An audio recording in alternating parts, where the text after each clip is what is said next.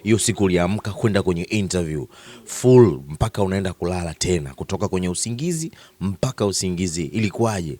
Kuna vitu gani ambavyo vilitokea hapa katikati kuanzia unapoamka asubuhi? Mimi nilivyoamka kwanza nilikuwa naimba.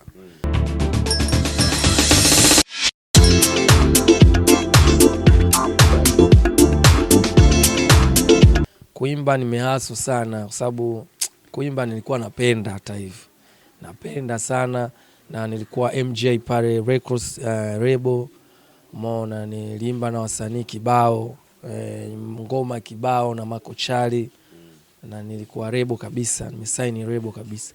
So wakati najitafuta ilitoka ngoma yangu fulani hivi ilihit sana, inaitwa Dezo Dezo featuring Tundamani. Unaweza kutupa kidogo? Usipende vitu vya bure, achana na Dezo Dezo. Unataka vitu vikubwa wakati hauna uwezo. Usipende kula vya watu wakati hauna vigezo. Dada, unapenda kula vya watu wakati huwezi mchezo. Blazameni amezingu watu mzomeni huyo. Tastadu kachakachu watu mchekeni huyo. Ngoma ilihiti sana.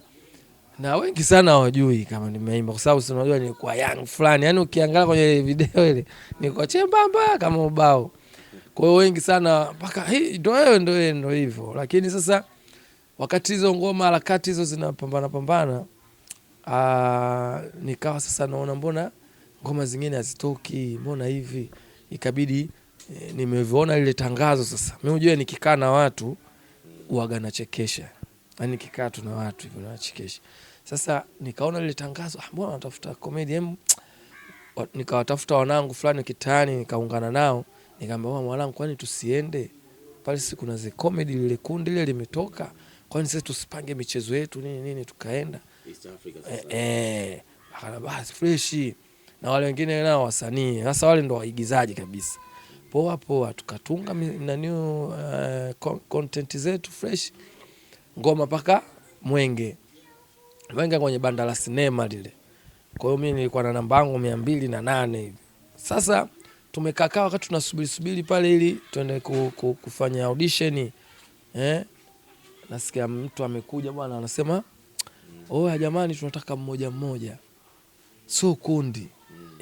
Tukasema sasa michezo yetu tuloipanga inakuaje? Kwa hiyo tukaangalia sasa tushaishiwa nguvu. Kwa sababu mlikuwa mmepanga mfanye kama group la watu, sio mmoja. Yeah. Na kwa kipindi kwa sasa wenyewe wanakuambia majaji kwamba wanataka mtu mmoja. Wakatuambia bwana, stand up comedy. Wakati watu hujui stand up comedy nini. Kwa mara ya kwanza. Na unasimama utafanya nini?